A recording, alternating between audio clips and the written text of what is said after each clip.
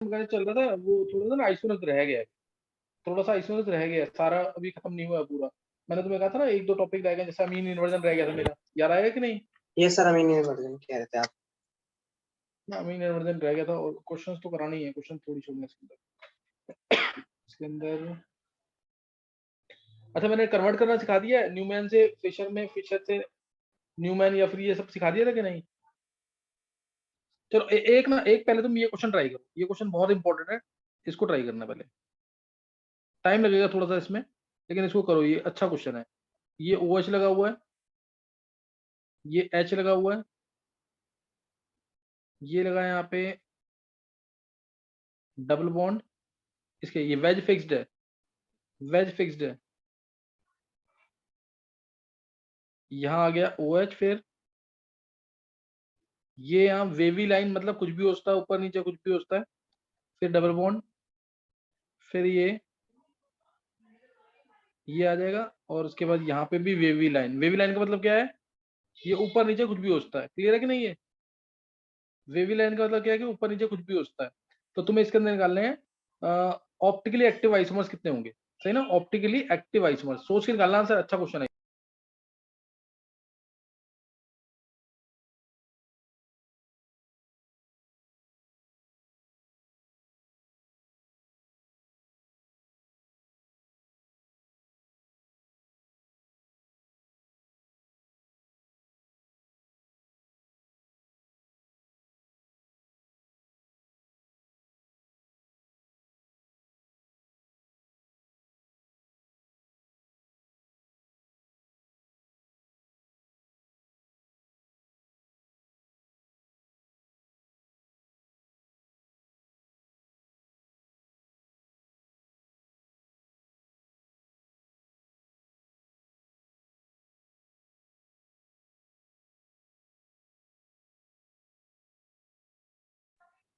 ये OH है, ये ध्यान रखना, ये वाला OH है, इधर वेज पे OH है, ध्यान रखना इसको।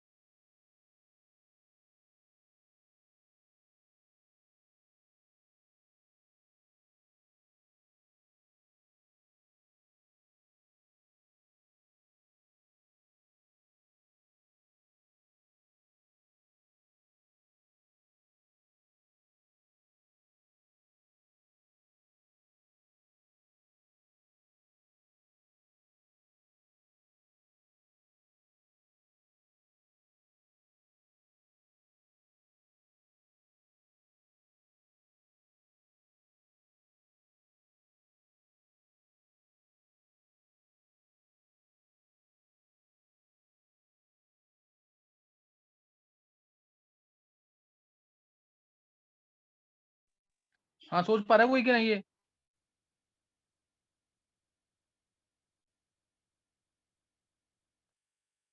नित्या,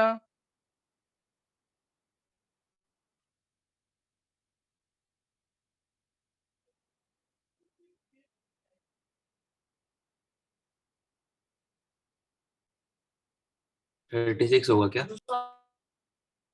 कितना? 36। नहीं नहीं नहीं सर मैं थोड़ा 32। सही से सोचिए तो बहुत ही, नहीं गलत है बिल्कुल।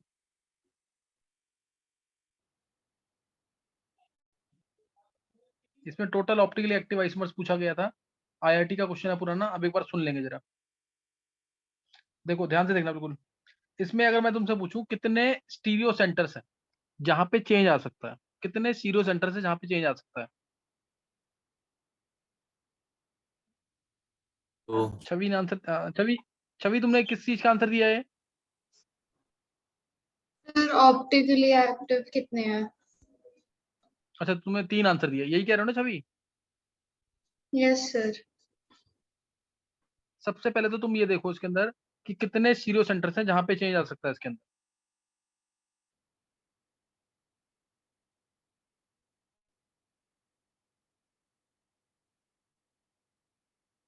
Aryaman, yes sir. लेट क्यों ज्वाइन करता है? Sorry sir. Sir 8 serious centre है। कितना? 8 स्टीरियो सेंटर्स? हाँ सर। देखो जरा, देखो जहां पे चेंज आएगा, अब ध्यान देना इस क्वेश्चन को बहुत ध्यान ढंग से करना, मैं और क्वेश्चन कराऊंगा इस टाइप के बीच बीच में। देखो इसके अंदर एक ये सीरो सेंटर जहां चेंज आ सकता है, एक ये सीरो सेंटर जहां पे चेंज आ सकता है। यहाँ पे वेवी लाइन पे वेज भी हो सकता है, डैश भी हो सकता है, वेवी लाइन पे वेज भी हो सकता है, डैश भी हो सकता है, ये ऊपर भी हो सकती है, नीचे भी हो सकती है। एक ये वाला है जिसपे चेंज आ सकता है, सिस ट्रांस कुछ भी हो सकता है, सिस ट्रांस इसमें कुछ भी हो सकता है, सही ना? तो ये हो गया। और तीसरा इस पे आर या एस कुछ भी हो सकता है, कोई डाउट तो नहीं है? ये 3 ही है सिर्फ सीरो सेंटर्स के अंदर जहां पे चेंजेस होते हैं, ये तो फिक्स है ना, ये वाला तो, ये फिक्स है, ये फिक्स है। वेज लगा दिया तो फिक्स है, इसका मतलब ये फिक्स है, ये फिक्स है। क्लियर है कि नहीं? दूसरे वाले बाई बॉन्ड के अराउंड नहीं होगा नहीं इस समझ ट्रांस? में? हाँ सर वही वही कह रहा था मैं भी, वो पाई बॉन्ड क्यों नहीं होगा? Pi bond? कौन से पाई बॉन्ड के राउंड? Second pi bond. इसके राउंड कह रहा है, ये देख ये ऊपर जो है, यस सर। ये तो ऊपर दे दिया ना, तो तू इसको ट्रांस ही मानेगा, इसको कुछ और मान ही नहीं सकते हम। सर वेज फिक्स है मतलब ये सारे वेज फिक्स हो गए फिर तो उसके भी वेज नहीं। इसका तो नहीं है ना, इसका तो वेवी लाइन है, देख ये वेवी लाइन का मतलब है वेज डैश कुछ भी हो सकता है ना। अच्छा। और ऐसे ही इधर डबल बॉन्ड के राउंड, क्योंकि ये वाली फिक्स लाइन नहीं है, सिस ट्रांस कुछ भी मान सकते हैं। और ऐसे ही ये वाला कार्य सेंटर जहाँ पे आर एस, ये वेज है तो कुछ और आएगा आंसर, डैश हो गया ये वाला वो तो कुछ और आंसर आएगा, समझा कि नहीं? Yes sir. Mayank, yes sir. किसी को कोई डाउट है तो पूछ लो पहले इसमें।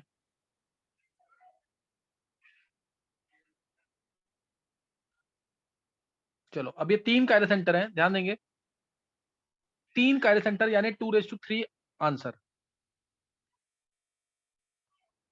8 8 स्टीरियो आइसोमर्स आंसर, 2:3 मतलब 8, 8 स्टीरियो आइसोमर्स क्या होगा इसका आंसर होगा, सही ना? 8 स्टीरियो आइसोमर्स क्या है इसका आंसर है। अब ध्यान देना, अब बहुत ध्यान सुनना अगली लाइन। क्या ये कंपाउंड सिमेट्रिकल हो सकता है कहीं से भी? क्या ये कंपाउंड कहीं से भी सिमेट्रिकल हो सकता है? जब दोनों वेवी लाइंस पे वो आ जाएगा, वेज आ जाएगा तो सिमेट्रिकल हो जाएगा। बहुत अच्छे मयंक। अगर यहाँ पे भी वेज आ जाए, यहाँ पे भी वेज आ जाए, तो ये सिमेट्रिकल हो गया कि नहीं? ऊपर नीचे ये आ गई प्लेन ऑफ सिमेट्री, देखो नहीं समझी बात?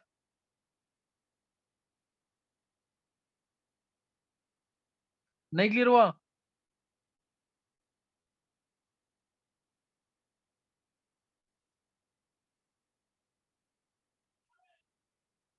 क्लियर हुआ कि नहीं ये?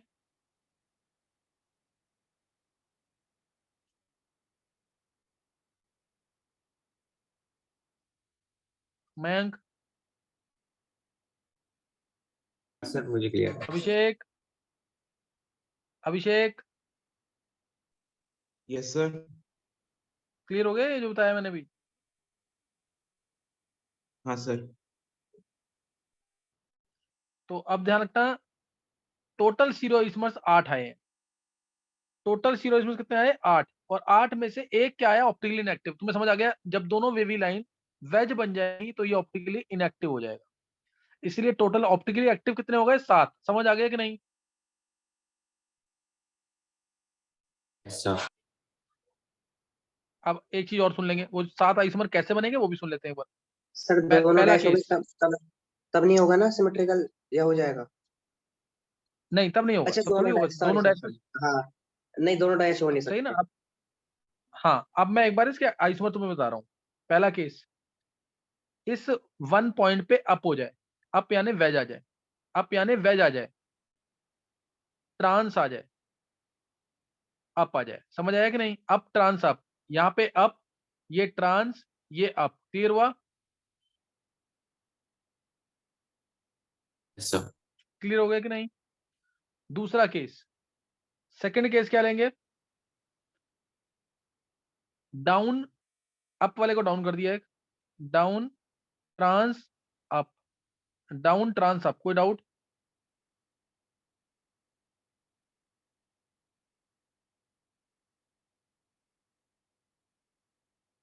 थर्ड केस, थर्ड केस क्या ले लेंगे? Down trans down, down trans down. Down का मतलब क्या है? डैश। डाउन का मतलब क्या है? डैश। फोर्थ केस क्या हो जाएगा?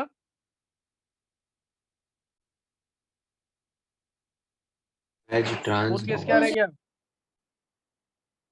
डाउन ट्रांस अप ले लिया है, down up up up up up भी ले लिया है, डाउन अप ले लिया है, डाउन डाउन ले लिया है, तो क्या ले लेंगे लास्ट?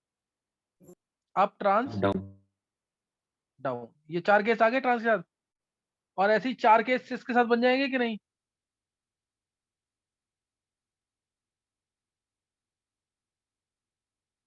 चार केस इसके साथ बन यस जाएंगे सर। कि नहीं? और कौन सा वाला है इनमें से, इन 8 केसेस में तुम्हें कौन सा ऑप्टिकली इनएक्टिव बताया मैंने?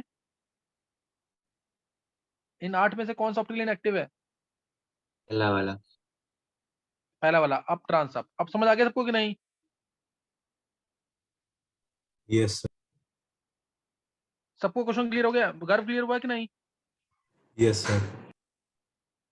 ये जरूर कर लेना ढंग से। चलो अभी, अब मेरे को जो टॉपिक स्टार्ट करना है, ये वाला केस जरूर करना ढंग से। कोई डाउट पूछना है, कुछ भी पूछना, दोबारा पूछ सकते हो। मैं इस टाइप का क्वेश्चन तुम्हें और दूंगा बीच में, कि तुम्हें रिजिड वाले केसेस हैं उनको चेक नहीं करना होता है, रिजिड वाले केस हैं तो उनको चेक नहीं करना होता है। अच्छा, अब मैं तुम्हें जो बता रहा हूँ ना, वो है अमीन इन्वर्जन टॉपिक। अमीन इन्वर्जन, पिरामिडल इन्वर्जन, या अम्ब्रेला इन्वर्जन, किसी भी नाम से पढ़ा सकते हैं इस तुम्हें, या इसको हम फ्लिपिंग भी कहते हैं। फ्लिपिंग इस केस में भी होती है, जैसे मैंने कंफर्मेशन में फ्लिपिंग बताई थी, चेयर को इन्वर्ट करके एक एक आगे शिफ्ट कर देते थे, याद है कि नहीं? अपसाइड डाउन करते थे चेयर के अंदर, रिंग फ्लिपिंग होती थी। इसको फ्लिपिंग कहते हैं। या एक वर्ड और यूज करते हैं, ये कम यूज करेंगे, फ्लक्सोनियल बिहेवियर, फ्लक्सोनियल बिहेवियर, फ्लक्सोनैलिटी भी कहते हैं।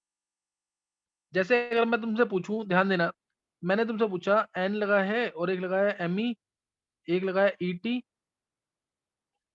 डैश पे लगा है से एच, और मैंने तुमसे पूछा क्या ये कंपाउंड ऑप्टिकली एक्टिव है, तो क्या बोलोगे तुम आंसर? क्या ये कंपाउंड ऑप्टिकली एक्टिव है?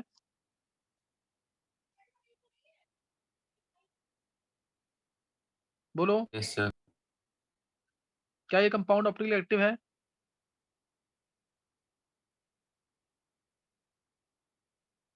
बता मयंक।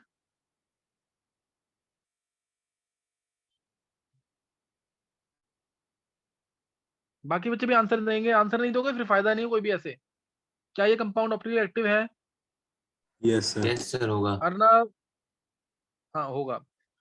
और ये मैं तुम्हें बता भी दूंगा ना अभी आंसर, तुम नेक्स्ट टाइम भी गलत करोगे। क्योंकि ये बहुत इंपॉर्टेंट क्वेश्चन है। ये कंपाउंड ऑप्टिकली इनएक्टिव है, ये ऑप्टिकली इनएक्टिव है, ध्यान रखना चीज का।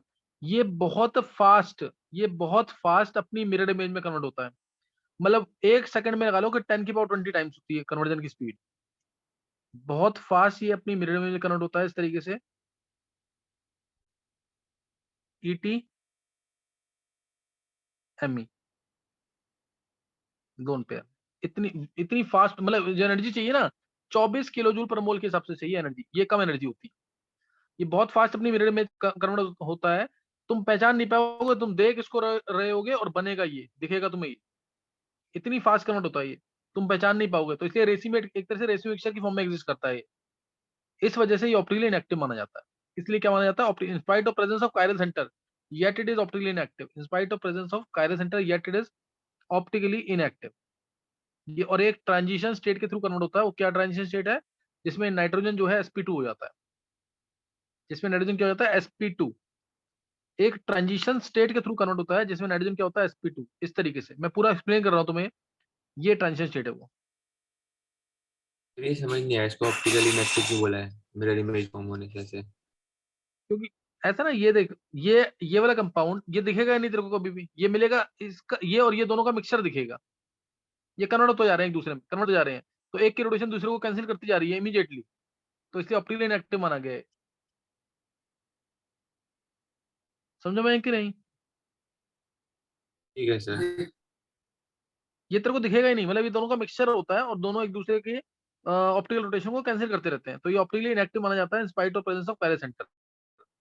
लेकिन इसी जगह अगर मैं ये ले लूं ना, इसी जगह मैंने अगर मान लिया एन की जगह पी ले लिया, पी एमई, ये ईटी तुम्हारी तरफ आता हुआ और एच तुमसे दूर जाता हुआ, ये ऑप्टिकली एक्टिव है। मैं बताऊंगा तुम्हें क्यों ये ऑप्टिकली एक्टिव है।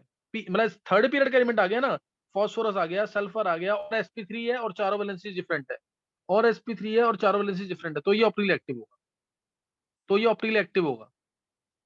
और अगर मैं पीएच, इस केस में अगर मैंने मान लो पीएच रख दिया 2, तब क्या होगा, तब ये ऑप्टिकली एक्टिव होगा, इनएक्टिव होगा। अगर मैंने पीएच 2 कर दिया, ऐसे क्वेश्चन आएगा, this is optically inactive but at pH is equal to 2 becomes optically active. क्यों ऑप्टिकली एक्टिव हो जाएगा?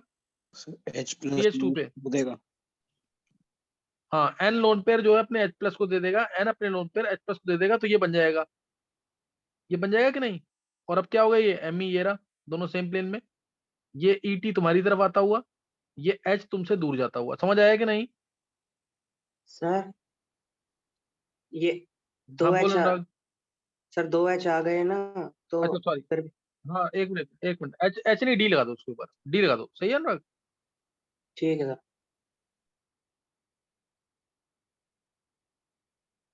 तो अब ये ऑप्टिकली एक्टिव है, क्लियर है कि नहीं? Yes sir. अच्छा अनुराग, एक लाइन और ध्यान रखियो, मेरे को ना अभी ये खत्म करूंगा टॉपिक जब, तो बोलिए सर वॉल्टन इन्वर्जन रह गया, वॉल्टन इन्वर्जन एक टॉपिक और रह गया। सही है? ओके मैंने सर। पढ़ा तो नहीं दिया वॉल्टन इन्वर्जन?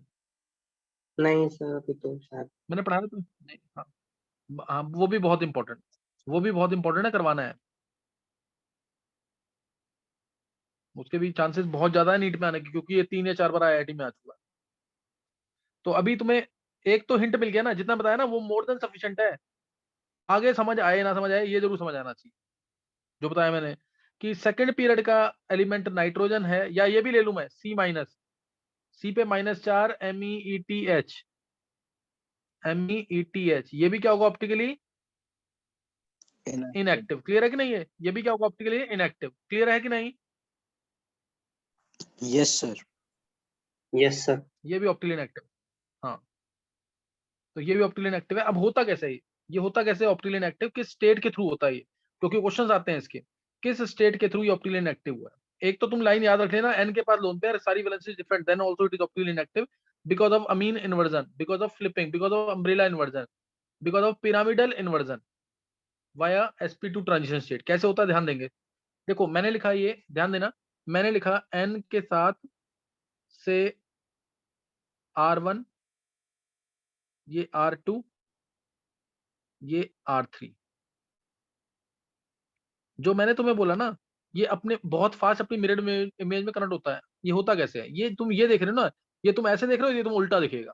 इसको अम्ब्रेला की तरह, अम्ब्रेला है ऐसे, अम्ब्रेला मानो नीचे, इसको उल्टा कर दो, ये अम्ब्रेला की फॉर्म में इसको उल्टा कर दो। 24 किलो जूल एनर्जी है, रूम टेम्परेचर पे आसानी से अवेलेबल होती है। ये उल्टा हो गया अम्ब्रेला की तरह। एन ये रहा, आर यहाँ दिख रहा है तो यहाँ दिखेगा, R2 ये दिखेगा। एक मिनट उल्टा कर रहा हूँ ना, 180 पे नहीं, उल्टा करना, सिर्फ उल्टा करना, तो आर यहीं दिखेगा। क्लियर है कि नहीं? है यहाँ पे R2 दिखेगा, ये R1, ये R2 और ये R3। कोई डाउट इसमें किसी को? ये समझ आ गई बात कि नहीं? ये अम्ब्रेला की तरह उल्टा कर दिया है, ये अम्ब्रेला इन्वर्जन इसलिए कहते हैं इसको। अम्ब्रेला की तरह इसको उल्टा कर दिया, और ये दोनों जो है ना, अब ये और ये दोनों मिरर इमेजेस हैं। तुम चेक कर लो मिरर इमेजेस कैसे हैं। इसको 180 डिग्री की स्टीयरिंग रोटेशन दे दो, इसको 180 डिग्री की स्टीयरिंग रोटेशन दो, ये 180 डिग्री की स्टीयरिंग रोटेशन दे रहा हूं मैं इसको, तो क्या होगा? एन R3 जो यहाँ पे था, R3 जो यहाँ पे है, ध्यान देना, ये R3 यहाँ पे है तो वो यहाँ दिखेगा। यहाँ दिखेगा कि नहीं? देखो ये R3 यहाँ आ गया, 180 डिग्री की स्टीयरिंग रोटेशन दी R3, और R2 जो है वो ऐसे दिखेगा, ये R2, और R1 जो है 180 से इधर दिखेगा। समझ आया कि नहीं? और ये यहाँ पे लोन पेयर, और चेक करो ये मिरर इमेज दोनों है कि नहीं। समझ आया कुछ कि नहीं? है समझ आया कि नहीं? Yes, sir. तो यही चीज है यहाँ पे, सही ना? ये यहाँ पे क्या है? अम्ब्रेला इन्वर्जन, फ्लिपिंग या मीन इन्वर्जन, यही चीज है ये। सही है? Yes, sir. हाँ, और ट्रांजिशन स्टेट जो आती है sp2 वाली, वो कैसे आती है? sp2 ट्रांजिशन स्टेट जो आती है वो देखो, ये ना तुम ये सोचना कि ये जो लोन पेयर है ऊपर, इस लोन पेयर को मैं धीरे धीरे नीचे प्रेस कर रहा हूँ, ये धीरे धीरे प्रेस कर रहे हैं नीचे इसको, मतलब बैलून मान लो उसको, बैलून को नीचे नीचे कर रहे हैं। एन जैसे ऊपर था पहले, एन ये ऊपर था सिर्फ, अब इस एन को मैं ऊपर से प्रेस करूंगा नीचे, तो ये पी ऑर्बिट में कन्वर्ट होगा धीरे धीरे। ये ऊपर इतना रह गया, नीचे थोड़ा आया, फिर ऊपर और कम हो गया, नीचे और बढ़ गया थोड़ा, फिर एक इंस्टेंट ऐसा आएगा जब ये क्या बन जाएगा? पूरा पी ऑर्बिटल। समझ आ रही बात कि नहीं? लोन पेयर जो है इस sp3 से कहाँ आ जाएंगे? पी ऑर्बिटल में। लोन पेयर sp3 से कहाँ पे आ जाएंगे? पी ऑर्बिटल में। तो sp3 में जब थे लोन पेयर, तब तो क्या होगा? sp3 में जब लोन पेयर है तो क्या है? एनर्जी कम और डायरेक्शनल कैरेक्टरिस्टिक ज्यादा, इसलिए ज्यादा अच्छा बेस था ये। और ये लोन पेयर जाएंगे किसमें? sp2 में, अपनी एनेंशियोमर बनने के लिए। ये कन्वर्ट हो गया sp2 स्टेट में। ध्यान देना, n जो है इसके लोन पेयर कन्वर्ट हो गया sp2 स्टेट में, और जब ये n sp2 स्टेट में कन्वर्ट होंगे तो पुश करेंगे, अब क्योंकि अब sp2 हो गया नाइट्रोजन, अब नाइट्रोजन sp2 हो गया है, तो इसलिए ये R3 जो है यहाँ पे हो जाएगा थोड़ा सा, ये R2 यहाँ हो जाएगा, ये स्टेट हो जाएगा ऐसे। तो ये R3 ऐसे हो गया, 120 डिग्री के एंगल पे जाएंगे, R3 ये हो गया, R2 ऐसे हो जाएगा, और R1 ऐसे हो जाएगा। समझ आ रही बात कि नहीं? है तो नाइट्रोजन यहाँ पे क्या है? sp2 स्टेट में है, और ये लोन पे जो थे वो पी ऑर्बिटल में आ गया। समझ आया कि नहीं? इस स्टेट के थ्रू होता है। नाइट्रोजन की स्टेट क्या होती है? sp2, और हाईली एनर्जी रिच मॉलिक्यूल हो जाता है अभी सर इस ये लोन स्टेट, पेयर इस पी ऑर्बिटल ट्रांजिशन। में कैसे आया? ये ऐसा ना, जब ये इसमें कन्वर्ट हो रहा है, देख गर्व, जब ये इसमें कन्वर्ट हो रहा है ना, अपने आप तो कन्वर्ट हुआ नहीं होगा, ये माना गया है कि ये लोन पेयर जो है धीरे धीरे पुश करेगा, नीचे आएगा, नीचे आएगा तो इसको धक्का देगा, इसको धक्का देगा, और R1 को भी धक्का देकर के एक प्लेन में कर देगा तीनों को। ये इस ट्रांजिशन स्टेट के थ्रू कन्वर्ट हुआ है इसमें। Okay sir. तो अब ये आ गया ना, अब इसका एनर्जी लेवल डायग्राम भी देख लो। ये था यहाँ पे तुम्हारे पास पहला कंपाउंड, ये वाला मान लो फर्स्ट कंपाउंड, फर्स्ट कंपाउंड है। अब फर्स्ट कंपाउंड तो फिर भी स्टेबल है, दूसरा कंपाउंड जो बना, धीरे धीरे जब एनर्जी दोगे, एक्टिवेशन एनर्जी दे रहे हो, और ये बना दूसरा कंपाउंड, दूसरा कंपाउंड भी इक्वली स्टेबल है। यहाँ आई ट्रांजिशन स्टेट, कौन सी वाली? sp2 वाली। ये sp2 वाली ट्रांजिशन स्टेट आई, ये फर्स्ट कंपाउंड था तो ये उसकी मिरर इमेज, सेकंड कंपाउंड, दोनों इक्वली स्टेबल, ये पोटेंशियल एनर्जी, और ये प्रोग्रेस ऑफ रिएक्शन कह लो या टाइम कह लो, प्रोग्रेस ऑफ रिएक्शन और टाइम, और इसको हम एक्टिवेशन एनर्जी भी कह सकते हैं, या फिर इसको हम डेल्टा G प्लस प्लस भी कहते हैं। डेल्टा G प्लस प्लस ज्यादा लिखा होता है, ध्यान रखना चीज का। क्या ये एनर्जी लेवल डायग्राम समझ आया इसका? क्या ये एनर्जी लेवल डायग्राम समझ आया कि नहीं?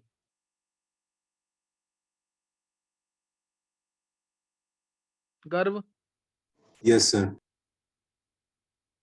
और ये समझ आ गया अमीन इन्वर्जन से बेसिसिटी जो है वो कम होती है ज्यादा होती है? लोन पेयर कहाँ गए? Same लोन पेयर रहती जब है। देगा तो बेसिक होता है, तो कम हो जाती है क्योंकि लोन पेयर sp3 से कहाँ गए? p में आ गए। p ऑर्बिटल कम डायरेक्शनल होता है देन sp3 ऑर्बिटल। p की एनर्जी ज्यादा। देखो उधर पहले सबसे कम एनर्जी किसकी होती है? s की। s से ज्यादा sp की, sp से ज्यादा sp2 की, sp2 से ज्यादा sp3 की, और p की एनर्जी उसके पास सबसे ज्यादा। ये पता है ना? Yes, sir. अब लोन पेयर कहाँ से कहाँ पे आए हैं बताओ? sp3 से p ऑर्बिटल में। sp3 से p में। तो एनर्जी देनी पड़ेगी 30 किलो जूल के आसपास। बहुत कम एनर्जी देनी पड़ेगी नहीं? 24-25 किलो जूल देंगे, ये आ जाएगा इसमें। आएगा कि नहीं? Yes, sir. और अगर मान ले गर्भ ये हो गया पी एच ई टी और एम ई, अब इधर फॉस्फोरस की हाइब्रिडेशन क्या है? sp3। sp3। क्लियर है सबको कि नहीं? ये क्लियर है सबको? सर एन वाले में कोई बैकबॉन्ड नहीं बनता जो लोन पेयर का? बन नहीं सकता या? नहीं नहीं, कोई लोन पेयर थोड़ी है। लोन पेयर क्या इसी के पास चले जाएंगे क्या? तो साथ में एटम होना चाहिए ना, बैक बॉन्डिंग थोड़ी होगी इसमें कोई। किसी के पास खाली जगह है R1 R2 R3 के पास, किसी के पास खाली जगह नहीं है ना जहाँ पे लोन पेयर जा सके। सर फिर वही पूछ सही रहा है था मैं तो, अनुराग? मतलब पी ऑर्बिटल में कैसे जा रहे हैं इलेक्ट्रॉन? मतलब अगर बैकबॉन्ड नहीं बनता नहीं तो इजीली समझ में आता। नहीं, बैक बॉन्ड नहीं नहीं नहीं, लोन पेयर ही कन्वर्ट हो गया है पी ऑर्बिटल के अंदर। समझा कि नहीं? लोन पेयर ही कन्वर्ट हो गया पी ऑर्बिटल में। अच्छा, कन्वर्ट हो गया। हाँ, पहले बताओ इसमें फास्फोरस की हाइब्रिडेशन क्या है? किसी को पता है कि नहीं? ये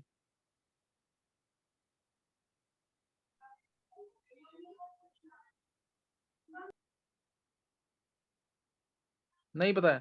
तो इसमें हाइब्रिडाइजेशन नहीं होती। सर कोई हाइब्रिडेशन नहीं है। हाँ, नो हाइब्रिडेशन। तो तुम लोग बोल ही नहीं रहे, गर्भ सिंगल गलत आंसर दे रहा है। नो हाइब्रिडेशन ना, जब इसकी हाइब्रिडेशन नहीं तो लोन पेयर कहाँ प्रेजेंट है? ये वाले Pure P. Orbital. Lone pair कहाँ प्रेजेंट है? ये प्योर एस ऑर्बिटल में है। और एस से अब sp जब बनेगा P में जाएंगे तो एनर्जी ज्यादा देनी पड़ेगी कम देनी पड़ेगी?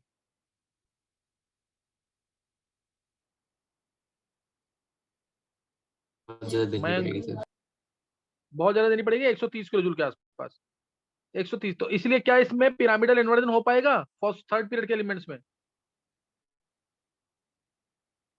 अच्छा, नहीं होगा। तो ये ऑप्टिकली एक्टिव होगा कि नहीं? तो ये ऑप्टिकली एक्टिव होगा कि नहीं? यस। समझ आ गया अमीन इन्वर्जन का कंसेप्ट? अमीन इन्वर्जन का कंसेप्ट समझ आया कि नहीं? सर ये फॉस्फोरस वाला एक बार रिपीट कर दो, आपकी आवाज बीच में कट गई थी। फॉस्फोरस में जो लोन हाइब्रिडेशन तो कोई होगी नहीं, लोन पेयर जो है प्योर एस ऑर्बिटल में है। जब ये एस से पी में जाएंगे, यानी जब ये sp2 में कन्वर्ट होगा तो एस से पी में जाएंगे। जब यस एस से सर। पी में जाएंगे तो एनर्जी एनर्जी डिफरेंस ज्यादा है, तो क्या जा पाएंगे? No sir. तो इसलिए अमीन इन्वर्जन में नहीं हो पाएगा। समझा कि नहीं? Yes sir. ये ध्यान रखना इसके अंदर। अब जैसे मैंने तुमसे पूछा इसके अंदर, ये जबकि मैंने क्वेश्चन तुम्हें कराया हुआ है, मैंने तुमसे पूछा ये वाला ज्यादा बेसिक है कि ये वाला? देखो एक अमीन इन्वर्जन का केस, ये वाला कौन सा बेसिक है? टेम्परेचर बढ़ाते हैं तो अमीन इन्वर्जन बढ़ जाता है, ध्यान रखना फैक्टर्स इफेक्टिंग में। लो, और जितने ज्यादा विड्रॉइंग ग्रुप आएंगे उतना उतना कम होगा अमीन इन्वर्जन, क्योंकि विड्रॉइंग ग्रुप क्या करता है? लोन पेयर को अपनी तरफ ट्रैक कर लेता है, तो अमीन इन्वर्जन नहीं हो पाता उसमें।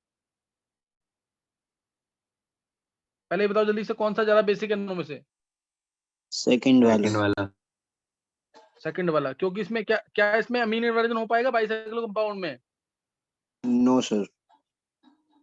इसलिए ज्यादा बेसिक है। सही ना? वैसे भी इसमें लॉकिंग हो गई बॉन्ड्स की, ये लोन पेयर आसानी से डोनेट कर सकता है। इसमें कुछ ना कुछ इस लोन पेयर को रिपल्शन मिलेगी इन तीनों बॉन्ड से।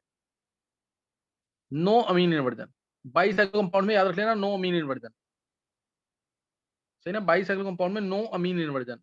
अब जैसे ये दिया मैंने तुम्हें NH NH 1 2 3 4 है। और NH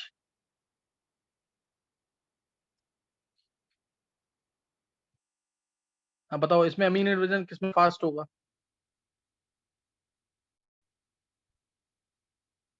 तीन की रिंग, 4 की रिंग, 1 2 3 4 है ना, ये 5 की रिंग ऊपर ले लेंगे। किसमें फास्ट होगा अमीन हाइड्रोजन जल्दी से? 3 की रिंग में। सबसे फास्ट अमीन हाइड्रोजन होगा किसमें? 6 की रिंग में। 1 2 3 4 अगर है ये अभी यहीं तक करेंगे, इसके आगे नहीं करेंगे आज। 1 2 3 4 तो 3 में सबसे ज्यादा, फिर 4 में, फिर 2 में, और 1 में तो ना के बराबर होगा अमीन हाइड्रोजन, क्योंकि इधर नाइट्रोजन sp2 हो नहीं सकता due to angle strain. Sir चलिए एक बार इसको वो रिवाइज कर लेना। सर वो मैं अनुराग मेरे से पूछ रहा बात था कर कि लो। हाँ ठीक है सर।